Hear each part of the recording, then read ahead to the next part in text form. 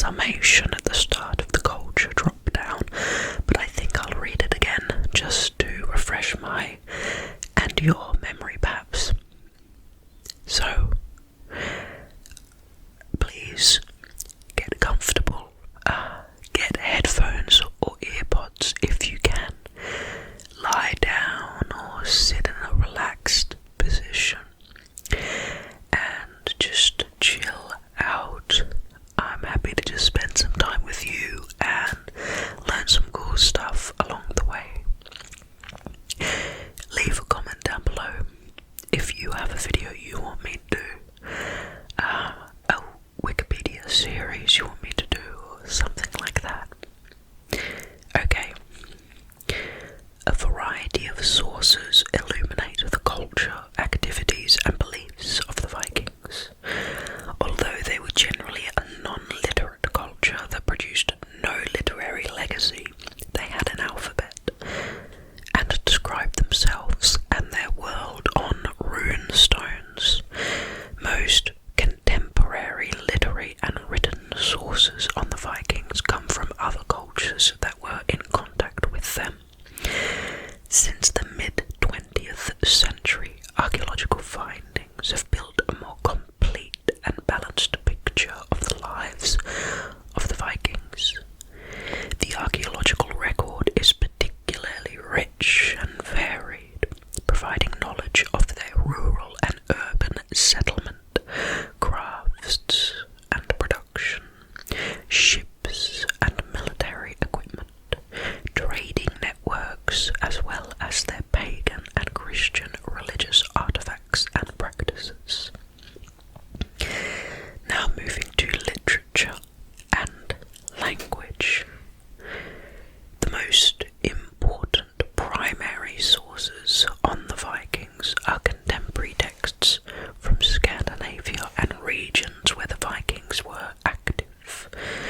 Writing in Latin letters was introduced to Scandinavia with Christianity, so there are a few native documentary sources from Scandinavia before the late 11th and early 12th centuries.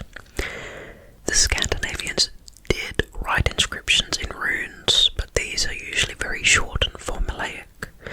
Most contemporary sources consist of texts written in Christian and Islamic communities outside Scandinavia, often by authors who had been negatively affected by Viking activity.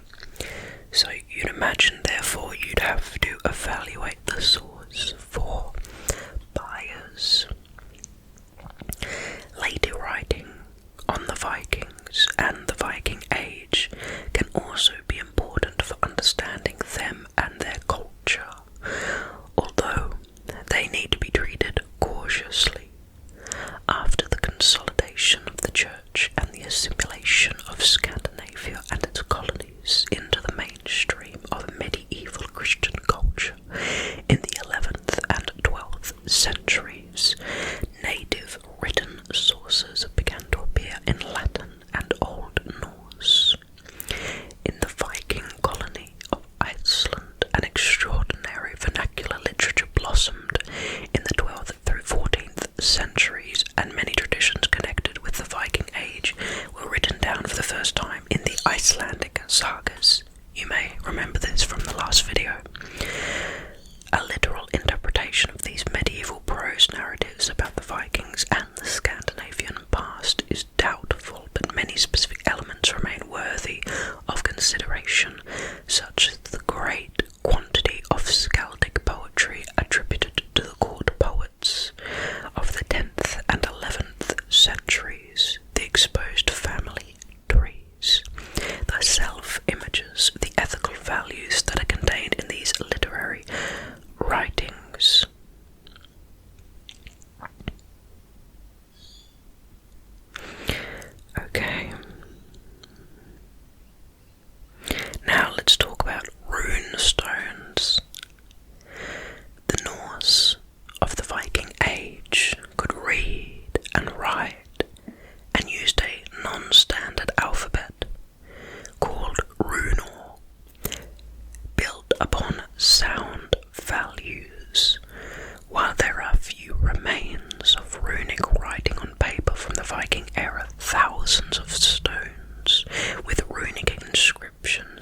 found where Vikings lived. They are usually in memory of the dead, though not necessarily placed at graves. The use of Runor survived into the 15th century, used in parallel with the Latin alphabet. The runestones are unevenly distributed in Scandinavia. Denmark has 250, Norway has 50, while Iceland has none. Sweden has between 1,700 to 2,500, depending on definition. The Swedish district of Uppland has the highest concentration, with as many as 1,196 inscriptions in stone, whereas Sommermanland is second with 391. The majority of runic inscriptions from the Viking period are found in Sweden. Many runestones in Scandinavia record the names of participants in Viking expeditions, such as the Gajula runestones that tells of the extensive warfare in Western Europe, and the Turing runestone, which tells of a war banned in Eastern Europe. Other runestones mention men who died on Viking expeditions. Among them include the England runestones, which is a group of about 30 runestones in Sweden, which refer to the Viking Age voyages to England. They constitute one of the largest groups of runestones that mentions voyages to other countries, and they are comparable in number only to the approximate 30 Greece runestones and 26 Ingvar runestones, the latter referring to a Viking expedition to the Middle East. They were engraved in Old Norse with younger footwork. The Jelling stones date from between 960 and 985. The older, smaller stone was raised by King Gorm the Old, the last pagan king of Denmark, as a memorial honouring Queen Tyre. The largest stone was raised by his son Harold Bluetooth to celebrate the conquest of Denmark and Norway and the conversion of the Danes to Christianity. It has 3 sides, one with an animal image, one with an image of the crucified Jesus Christ, and a third bearing the following inscription: King Harald ordered his monument made in memory of Gormu, his father, and in memory of Tyre, his mother, that Harald, who won for himself all of Denmark and Norway and made the Danes Christian. Runestones attest to voyages to locations such as Bath, Greece, how the Vikings referred to the Byzantium territories generally, Quersum, which is Jerusalem, Italy, Zergland, which is the Muslim world, England, including London, and various places in Eastern Europe. Viking Age inscriptions have also been discovered on the Manx runestones on the Isle of Man. The runic alphabet usage in modern times. The last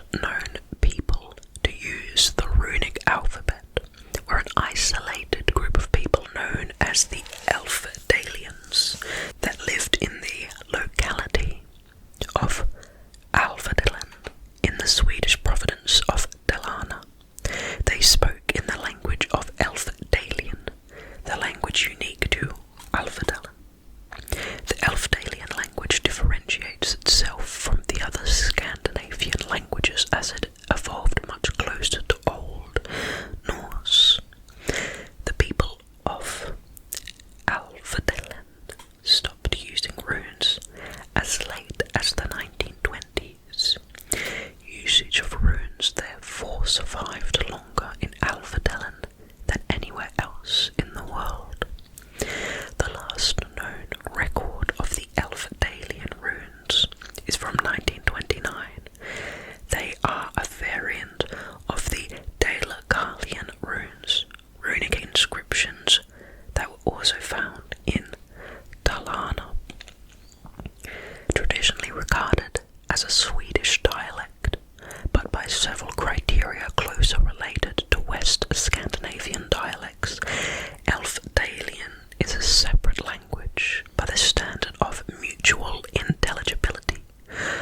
Although there is no mutual intelligibility due to schools and public administration in Alpha-Dalen being conducted in Swedish, native speakers are bilingual and speak Swedish at a native level.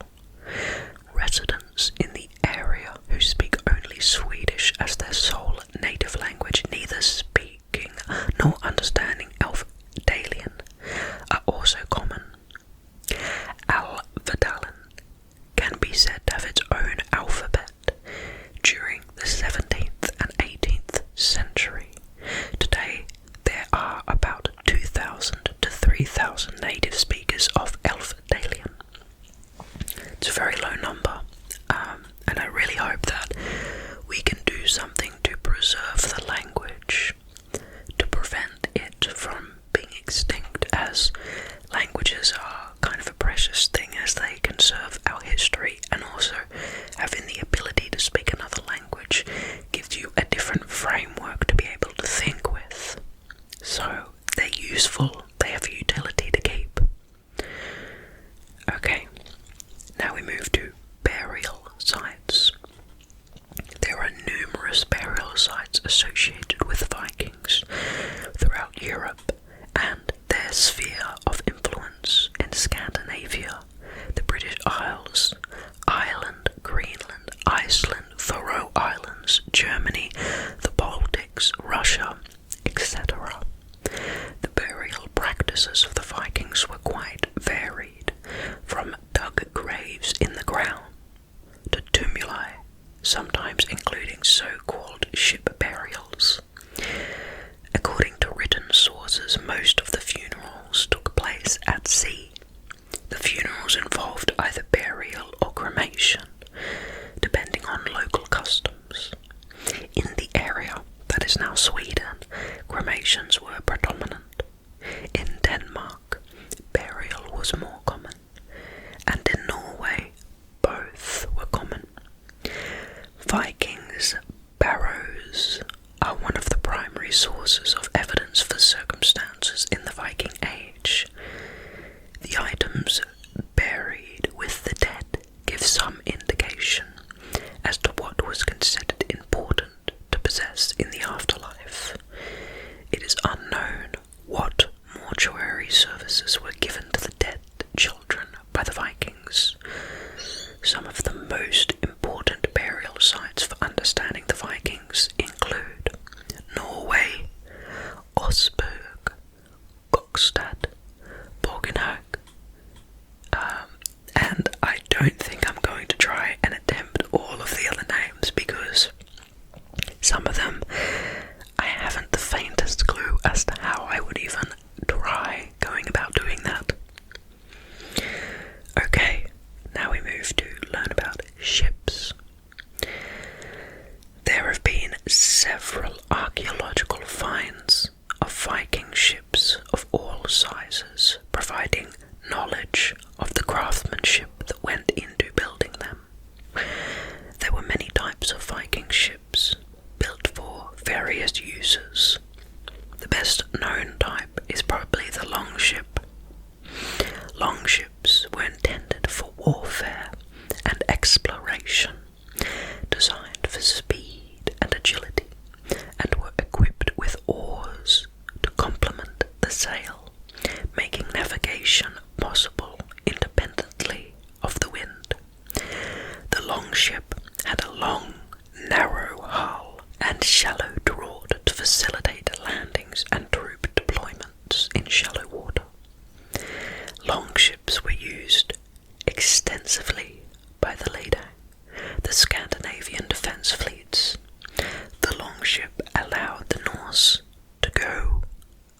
Viking as the verb, which might explain why this type of ship has become almost synonymous with the concept of Vikings.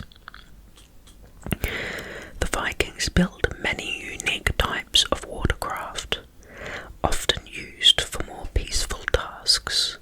The Nar was a dedicated merchant vessel designed to carry cargo in bulk. It had a broader hull, deeper draught, and a small number of oars, used primarily to maneuver in harbours and similar situations. One Viking innovation was the Beitas, a spar mounted to the sail that allowed their ships to sail effectively against the wind. It was common for seafaring Viking ships to tow or carry a smaller boat to transfer crews and cargo from ship to shore. Ships were an integral part of the Viking culture.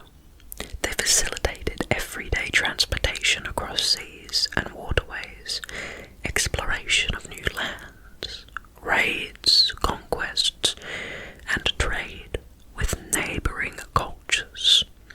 They also held a major religious importance. People with high status were sometimes buried in a ship, along with animal sacrifices, weapons, provisions, and other items, as evidenced by the buried vessels at Kokstad and Osberg in Norway, and the excavated ship burial at Ladby in Denmark. Ship burials were also practiced by Vikings abroad, as evidenced by the excavations of the Salem ships on the Estonian island of Saaremaa. Well-preserved remains of 5 Viking ships were excavated from Roskilde Ford in the late 1960s, representing both the Longship and the Nar. The ships were scuttled there in the 11th century to block a navigation channel and thus protect Roskilde, then the Danish capital, from seaborne assault, and thus protect Roskilde, then the Danish capital, from seaborne assault. The remains of these ships are on display at the Viking Ship Museum in Roskilde. In 2019, archaeologists uncovered 2 Viking boat graves in Gamala, Uppsala. They also discovered that one of the boats still holds the remains of a man, a dog, and a horse, along with other items. This has shed light on the death rituals of Viking communities in the region. Now we move to everyday life. Viking society was divided into 3 social economic classes: thralls, carls, and jarls. This is described vividly in the Eddic poem of Rigsbl, which also explains that it was the god Rig, father of mankind, also known as Heimdall, who created the 3 classes. Archaeology has confirmed this social structure. Thralls were the lowest ranking class and were slaves. Slaves comprised as much as a quarter of the population. Slavery was of vital importance to Viking society for everyday chores and a large-scale construction, and also to trade and the economy. Thralls were servants and workers in the farms and larger households of the carls and jarls, and they were used for constructing fortifications, ramps, canals, mounds, roads, and similar hard work projects. According to the Rigsthula, thralls were despised and looked down upon. New thralls were supplied by either the sons and daughters of thralls or captured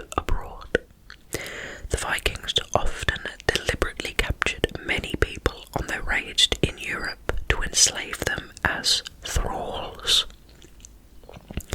The thralls were then brought back home to Scandinavia by boat, used on location or in newer settlements to build needed structures, or sold, often to the Arabs, in exchange for silver. Other names for thralls were trail and tea. Carls were free peasants. They owned farms, land, and cattle, and engaged in daily chores like ploughing the fields, milking the cattle, building houses and wagons, but used thralls to make ends meet. Other names for Carls were bond, or simply free men. The Jarls were the aristocracy of the Viking society. They were wealthy and owned large estates with huge long houses, horses, and many thralls. The thralls did most of the daily chores, while the Jarls did administration, politics, hunting, sports, visited other Jarls, or went abroad on expeditions. When a Jarl died and was buried, his household thralls were sometimes sacrificially killed and buried next to him, as many excavations have revealed. In daily life, there were many intermediate positions in the overall social structure, and it is believed that there must have been some social mobility. These details are unclear, but titles and positions like holder, thieg, and landman show mobility between the Carls and the Jarls. Other social structures include the community of Felak, in both the civil and military spheres to which its members, called Felagi, were obliged. A Felak could be centered around certain trades, a common ownership of a sea vessel, or a military obligation under a specific leadership. Members of the latter were referred to as dreng, one of the words for warrior. There were also official communities within towns and villages, and the overall defense, religion, the legal system, and the things. Interesting, things here has a capital T and has a hyperlink, so I wonder what that is. Anyway, next episode we're going to start learning about the status of